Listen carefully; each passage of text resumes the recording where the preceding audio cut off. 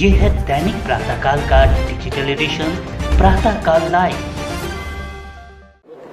जी काही माझ्याकडे माहिती आहे त्यानुसार हा जो काही करार त्यांनी केला होता त्या करारामध्ये पैशाचं एक्सचेंज हे बाकी होतं, पण रजिस्ट्री पूर्ण झाली होती। त्यांनी दोन्ही पक्षांनी ही रजिस्ट्री रद्द करावी अशा प्रकारचा अर्ज केलेला आहे।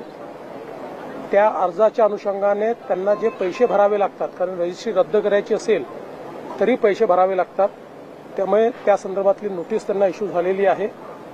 त्यामुळे पुढची कारवाई जी काही ते होईल।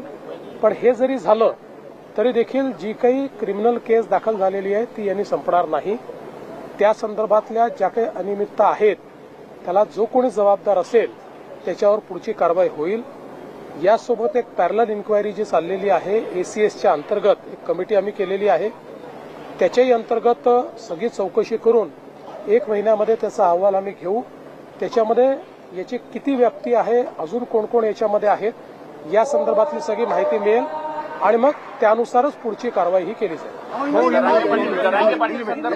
आरोप केलेला आहे त्यांनी, काही नावं असं आहे की या संदर्भात पोलिसांनी कारवाई केलेली आहे, 2 जणांना अटक केलेली आहे।